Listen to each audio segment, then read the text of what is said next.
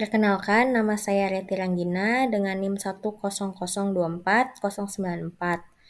Pada kesempatan ini, saya akan menjelaskan tentang artikel yang sudah saya buat dengan judul Mewujudkan Energi Berkelanjutan, Peluang PLTS, PLTSA, dan PLTA di Kota Depok.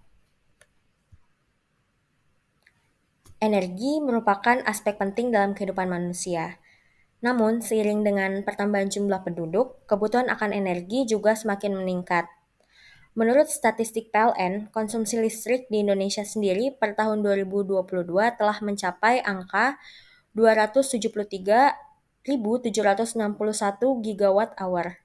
Dari jumlah tersebut, Jawa Barat mengkonsumsi energi sebesar 20,54%-nya atau sebesar 56.226 gigawatt hour.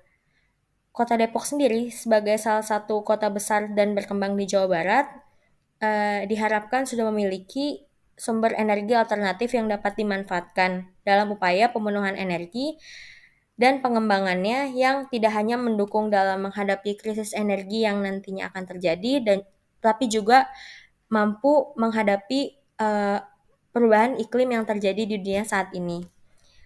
Jika dilihat dari potensinya dan potensi teknologi yang ada, energi terbarukan di Kota Depok yang dapat dikembangkan dan memiliki potensi yang cukup baik adalah pembangkit listrik tenaga surya, kemudian pembangkit listrik tenaga sampah, dan yang terakhir pembangkit listrik tenaga air yang microhydro.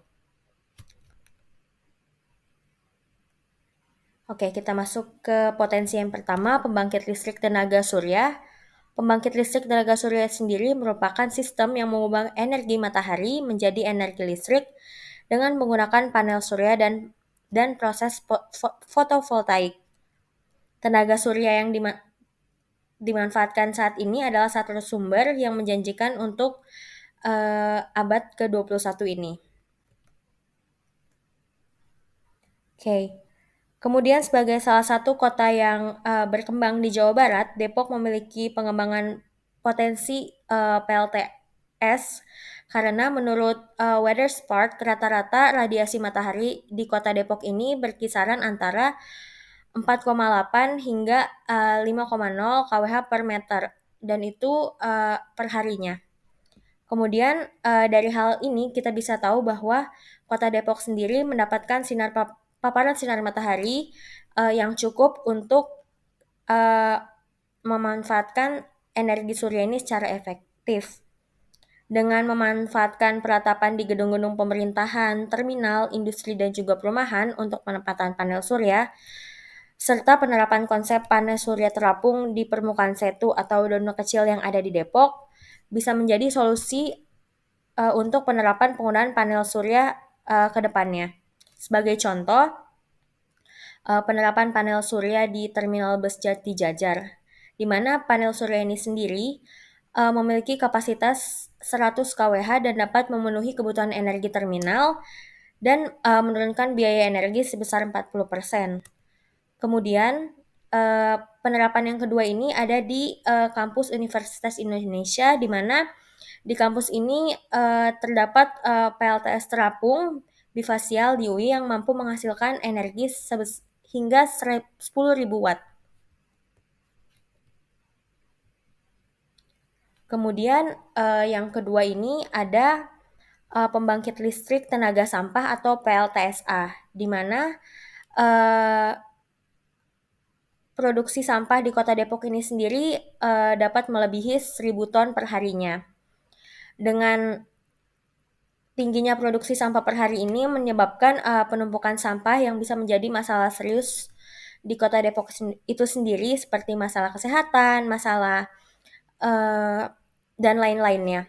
Di mana dampak ini dapat dirasakan baik itu dari segi lingkungan dan juga masyarakatnya.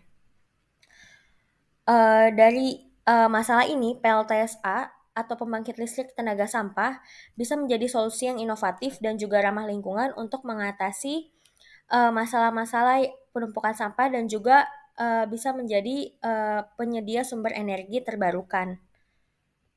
Sebagai contoh, di Kota Depok itu sendiri, terutama di kampus Universitas Indonesia, telah dilakukan proyek percontohan pengembangan PLTSA, eee,